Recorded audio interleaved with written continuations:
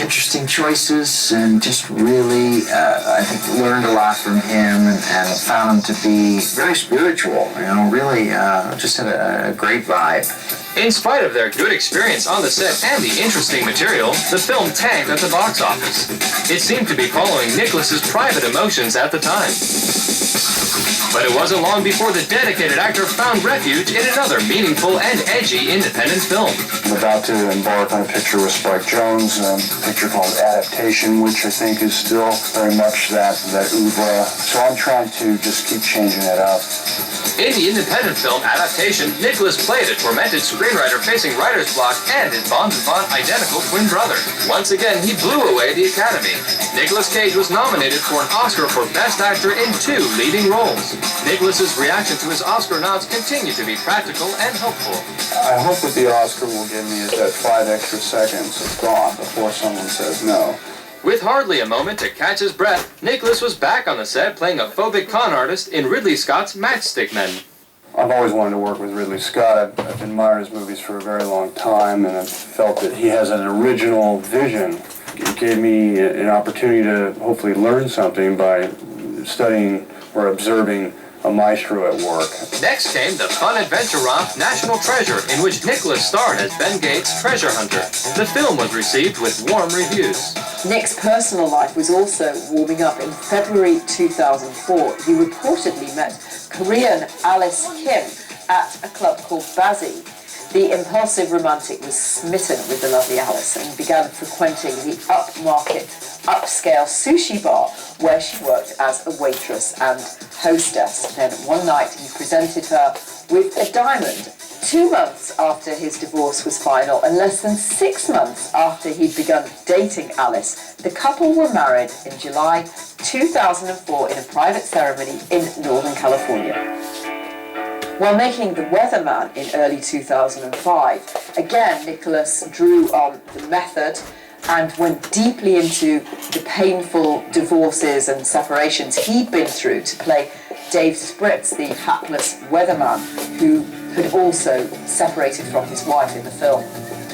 I was going through a divorce at the time, and I was using that well of feeling, that emotion, that wasn't positive. It was bringing me down, and I didn't want to succumb to it. So when I read this script, I thought, I can do this. Let me take that feeling and put it in there. I won't have to act, and it'll be real, and I'll do something constructive rather than destructive. In fact, Nicholas was very constructive at the time. His wife, Alice Kim, became pregnant in early 2005 and gave birth to a baby boy on October the 3rd. In an homage to his long-held love of comic books, Nicholas named hil new son Kal-El, Superman's birth name on planet Krypton. The second-time father compares fame to fatherhood. It's kind of like parenthood in that nobody can really prepare you for it. This is great, but then you realize the huge responsibility of that. Nicolas Cage certainly appreciates all the opportunities his life as an actor has given him. I've been very happy with the way things have turned out, and I can't complain. Basically, it's the movie career has given me a lot of ability to do things I probably wouldn't have been able to do, so I'm happy.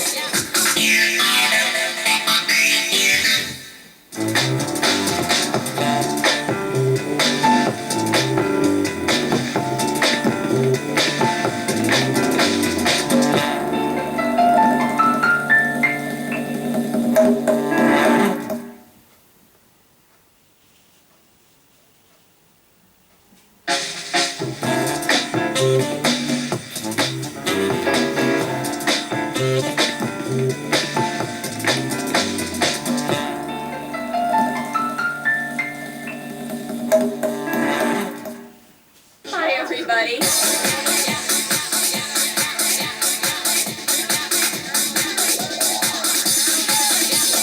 Sharon Stone, the beautiful blonde actress, is the one woman on Earth who can claim that she brought the world to its knees just by crossing her legs.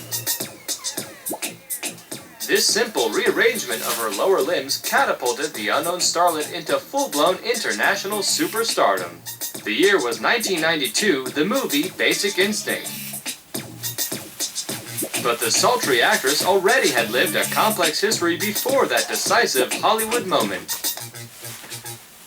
Born on March 10, 1958 in Medville, Pennsylvania, Sharon Stone grew up the second of 4 children. Her strict factory worker father and homemaker mother encouraged their shy, bright daughter to do well in her studies. I think when I was a young girl, I was very much of,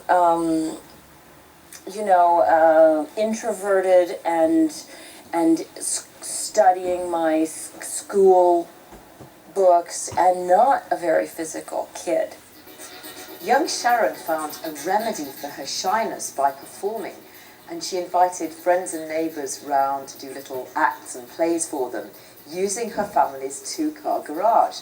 When one door went down, the other door would go up, revealing an entire stage set designed by the aspiring actress. And as well as acting, the young Sharon had another passion: horses. I'm a tomboy at heart. The teenager found a great release galloping through the open countryside. She loved it, but her daring spirit left a permanent scar. One day, the horse she was riding cantered under a clothesline, tearing the skin at the front of her neck. The traumatic accident did not interfere with Sharon's reign as queen of her high school spring festival or her early graduation in 1973. With a reported IQ of 154, the 15-year-old attended Edinburgh State University in Pennsylvania as a creative writing and fine arts major. Professors and friends recommended that the brainy bookworm pursue a career in law, but Sharon could not shake her love for movies. I think if I filled out one of those, you are suited to personality things, it would probably lead me back to, actress. I think that's really, I am best suited to do that.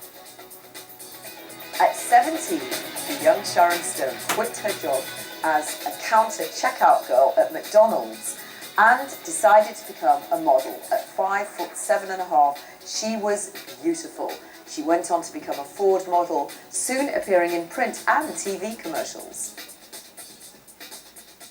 In 1980, Sharon made her movie debut in the non-speaking role of Pretty Girl on the Train in Woody Allen's Stardust Memory.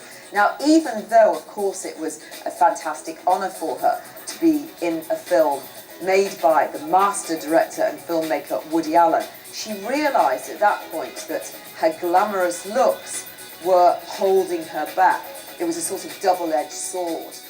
Even though she had considerable acting talent and beauty, she wasn't landing the major roles that she really wanted. The 22-year-old was turned down for Kathy Moriarty's part in Raging Bull, Glenn Close's part in Fatal Attraction, and Kim Basinger's part in Batman.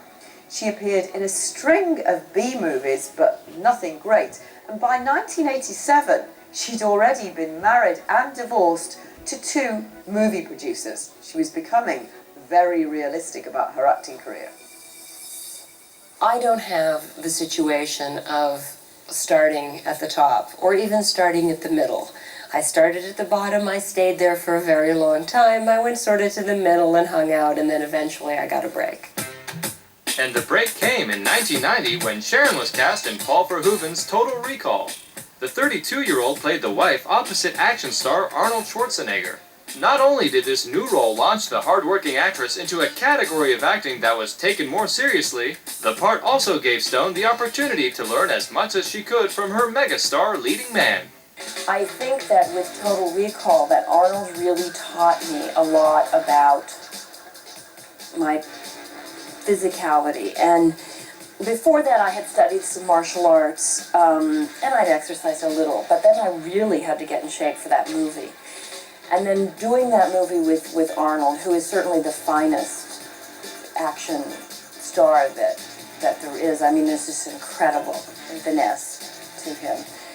I think it really taught me a lot about how to be in a movie in general, and I think that there's so much adrenaline when it's a physical thing, I just love it.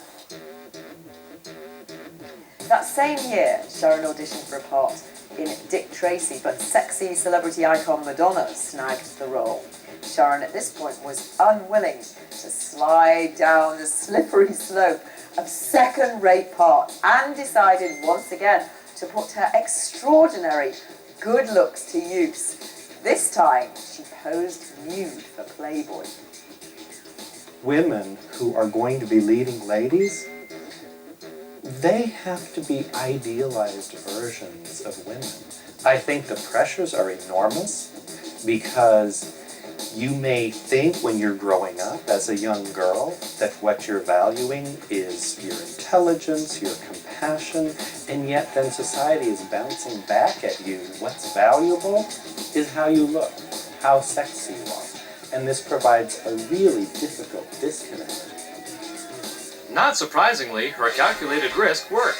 After witnessing the accolades from her Playboy spread, Total Recall director Paul Verhoeven cast Sharon Stone in his new thriller Basic Instinct. Playing the part of Catherine Tremmel, a sexy and psychotic mystery writer, Sharon Stone came to grips with her screen sexuality. I think there'll always be a sexual issue, particularly with me, because I'm a leading lady. I'm not just the co-star to the guy. I'm the lead of the movie. So there'll always be a question of sex and sexuality as long as the story's about the girl. Stone infused Basic Instinct with her own charismatic sensuality and her acting talent. This part really confirmed her position as a respected actress, and she won a Golden Globe nomination. She's been quoted as saying that when she went to the Cannes premiere of the film, she ascended the stairs as a nobody and descended the stairs as a star. The European reaction to the sizzling actress was sensational. They loved her. There's like this frenzy that occurs, which is really strange. And I'm hiding, you know. I'm hiding in boutiques like, oh my God, how am I going to get back to my hotel? It's really strange. Sudden fame hit Sharon hard. Being a superstar has its ups and downs, but, you know, I'm growing into it.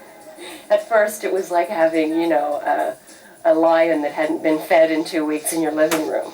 Ah! Ah!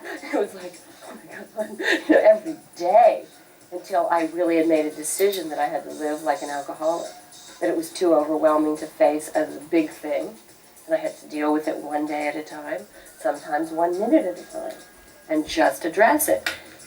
Now, you know, it's like anything. You do it long enough, it becomes part of who you are. Ugly as it may be, it's now part of who I am. A year later, in an effort not to get typecast as the sexy murderer in Basic Instinct, she took on the role as a soft-spoken victim in the murder mystery Sliver. Well, with Sliver, I tried to take it to the heart of femininity. She's a book editor, a woman who's maybe closer to more regular woman, more normal woman, more fragile, more vulnerable, more available than the other characters. It was also written by Joe Esterhaus, who wrote Basic Instinct, and I felt going into it that we shared the same kind of, you know, scared, what are we going to do now, feeling. Gave me a sense of camaraderie going into it, that I wasn't going alone. And it was scary to go work again after Basic Instinct. It became so successful. Sharon's fears were realized. Sliver sputtered and died at the box office. The 34-year-old's next role was to play the cold and aloof wife opposite Richard Gere in the movie Intersection. Her attempt to distance herself from sexy temptress Catherine Tremmel backfired again. Coming up, Sharon finds love and a new beginning. Sharon's always confessed to having a penchant for very powerful men, so it wasn't surprising she got engaged to Sliver producer William J. MacDonald.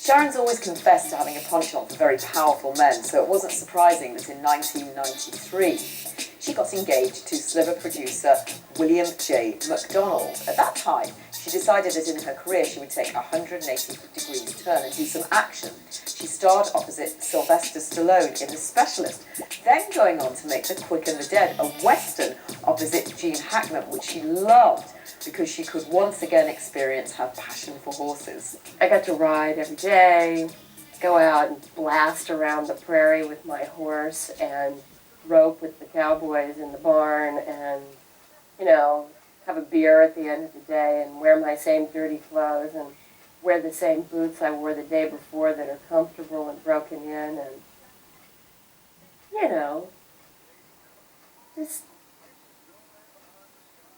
I'm not really very apologetic for my personality, but even less so in this character, like, you know, this is what I think, take it or leave it. Unfortunately, at the box office, the audience chose to leave it. The faltering actress was not picking the right roles. Sometimes I think they pick you. Sometimes I think that there's a certain point that happened to me where I recognize what I do. That I have to be technically proficient, prepared, and ready to do my work. But then I have to try to be a conduit for a certain thing that comes through me. That any art does. It just sort of falls out of the sky through you. It's not yours to own and to have and to hold. And I find that every part that I do in some way hooks up with something I need to learn or grow or understand in life. I think they find me. And then finally, in 1995, 3 years and 4 films after her colossal success in Basic Instinct, the right film found her. It was the dark mob drama Casino, directed by world-renowned filmmaker Martin Scorsese. It was the attraction to work with Scorsese and to work with De Niro and Jimmy Woods and Joe Pesci. When you work with a group like that, there's no boundaries to how far you can go in your exploration of a character because the quality of their work protects you. The integrity of their expression will always protect you, so you can really risk. It's wonderful. No, the experience was quite good because she was very dedicated to do the role. And I know people say that all the time about the actress, but she really was. She was there every second. Even though old back injuries weared up because she had to wear a 45-pound white and gold beaded dress, the 37-year-old was thrilled with the part, and it led to her first Golden Globe and Oscar nomination. But there was someone still more important who acknowledged Sharon's formidable acting ability. I think I showed something, not just to others, but really to myself with Casino. I think I proved to myself my value as an actor. And I grew into having the confidence of playing characters that did not rely on that. I felt and I believe that I have the capacity to play a myriad of different types of women. And I'm not trying to prove it. So now it's easier. It's freeing in a very, very interesting way. Not that I feel as though I wouldn't also now be able to play a highly charged sexual character, but I'm certain that even in that event, it would be a different thing for me now. Even though her dazzling success in Casino was followed by 2 more clunkers in 1996, Diabolique and Last Dance, Sharon kept her chin up. The 38-year-old waxed philosophical. They're all successes for me. The ones that failed,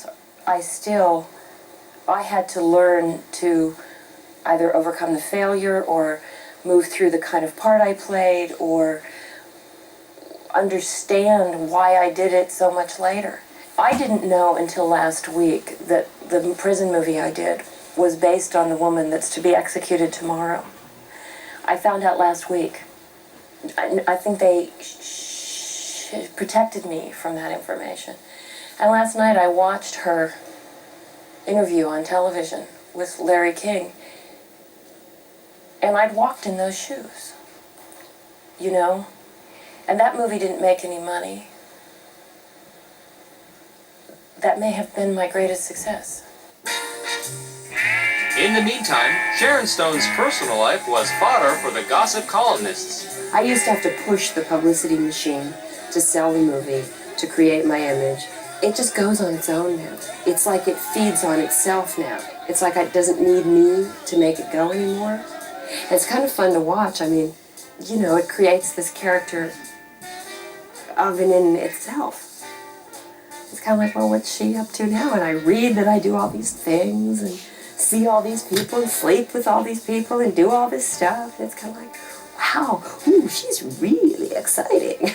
And today, you know, it's so weird. It's very tempting to think that women who are powerful in our culture are particularly attracted to other powerful men. But I think it's important to put that into context and to say, what kind of man would not be intimidated by a woman who is beautiful, has power, and has enormous earning capabilities? Her engagement to William MacDonald lasted only a year, but still attracted to powerful Hollywood men, Sharon went on to date Barry Josephson, head of production at Columbia Pictures. That didn't last either.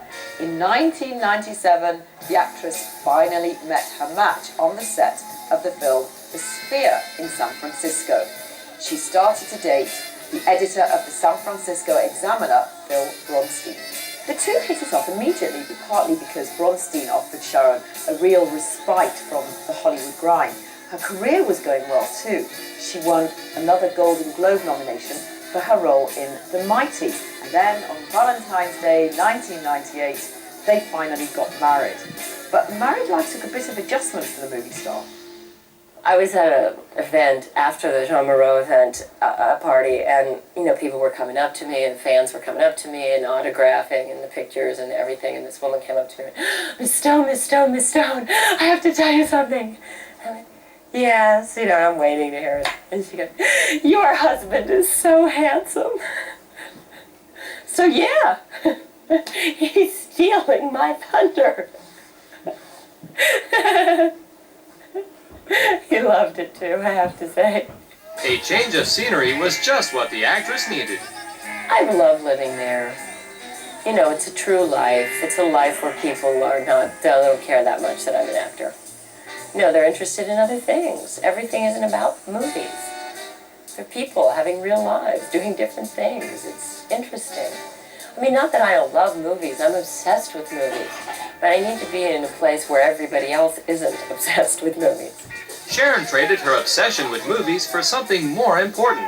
I think during the period when I wanted to have a baby, I didn't feel responsible about anything except trying to have a family, and I sort of flaked out on my career.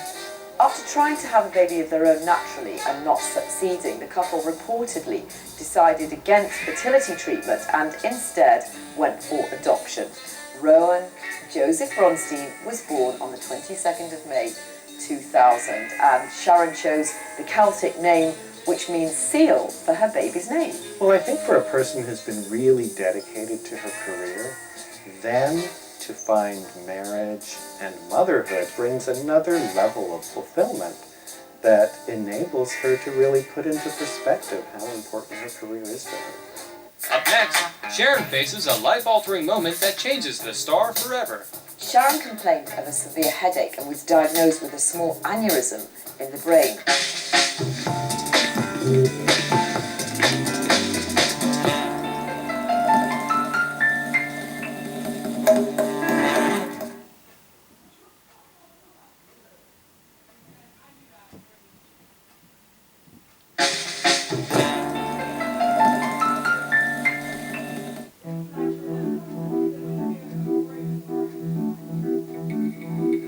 Sharon complained of a severe headache and was diagnosed with a small aneurysm in the brain. She talked about a feeling of leaving her body and seeing her friends and close family members within a white vortex of light. When she came to, she made some big changes. She decided to give up smoking and alcohol, and that was just the beginning. Having a near-death experience can be like having 10 years of therapy all in one afternoon. I think there are two ways of responding to facing one's own mortality. We could just become immersed in it and miserable, or we can dance with it. And we can realize that there's more to life, and we can get something out of every moment. and really live life to the fullest and bring back a sense of what is divine and bring back our sense and our commitment to the community and find a new purpose. After her near-death experience, the actress became an activist. She lent her powerful influence to the tsunami relief effort. She led the Amphar benefit at the Cannes Film Festival, raising over $3 million for AIDS research, and she was honored as Humanitarian of the Year from the Harvard Foundation and also won a Human Rights Campaign Award for her role as the lover of Ellen DeGeneres in the TV movie If These Walls Could Talk. I do work for the Cancer Institute. I do worldwide work to raise money for AIDS and for pediatric AIDS research. I think we're getting somewhere. I really think that progress is being made. We're really turning a lot of the attention to the vaccine. So it's exciting. The stuff is really happening. People are doing better. People I knew very well who were at the end edge of their life are now working, doing great, healthy. After some well-deserved time off to focus on health and motherhood, the actress made a comeback in the horror thriller Cold Creek Manor. Well, it was time to come back. I wanted to come back with a studio picture. I thought it was good to do a film where I played a mom since I am a mom. Like most Sharon Stone films, Cold Creek Manor required that the sexy blonde share her bed with a co-star. I was genuinely scared. You get in bed with a 7-foot boa constrictor, see how you feel. The movie was well received, but Sharon stepped into another disaster soon afterwards as Halle Berry's nemesis in Catwoman. But as usual, Sharon made the most of it. Well, I think it's a story that talks about empowering women and how women can be and how women can change. What women can learn from making mistakes with their lives. Living up to her own words, it turned out that Sharon had made a mistake in her choice of third husband, Bill Bronstein. They were divorced on the 29th of January 2004. In fact, 2004 was to find Sharon involved in 2 more legal battles. Now, the actress has always prided herself on the fact that she's a natural beauty and has never had to resort to artificial means to maintain her youthful appearance. So, she sued a plastic surgeon from Beverly Hills who implied that he'd given her a facelift. Yet another lawsuit ensued when Sharon Stone sued the producers of the sequel to Basic Instinct because she said that she had made room in her busy schedule to make the film, turning down other lucrative offers. Well, they said that she turned out to be far too expensive with all her demands for luxury accommodation, then that they couldn't afford her anymore. Well, the film now is going ahead with Sharon Stone. Interestingly, some years back when she was first approached to take this role, she wasn't inclined to do it. I turned it down. I felt that it was wonderful when it was made, that I had as big of a success as I could possibly have with it. I personally don't believe that it's the time now for that subject. I think that time has passed. It may come again, everything does seem to circle around, and by the time it does, I hope to have a cameo. Worldwide movie audiences and Sharon Stone fans will be thrilled to learn that she is going to reprise her role as the sexy bisexual femme fatale, although we don't know yet who her co-star will be. Well, you never go back the same, is the thing. It's become very important to me to play each character looking to find and understand love in some way, because I want to have personal growth from what I do. And I feel if I make choices that are negative, then I'll have negative growth. So I try to address them in that way. One of the actress's recent positive decisions was to become a mother again. On May the 11th, 2005, she became the mother of Laird Von Stone. She named the baby after her beloved acting coach and used her own middle name. With 2 small children, a serious commitment to charity, and a schedule full of movies in various states of production, Sharon Stone keeps her focus simple. My only master plan is to try to do things I haven't done before and to try to be a better actor with each movie that I do. That's my master plan. And my plan is to try to listen. listen to the world, listen to what's coming to me, listen to what's asked of me.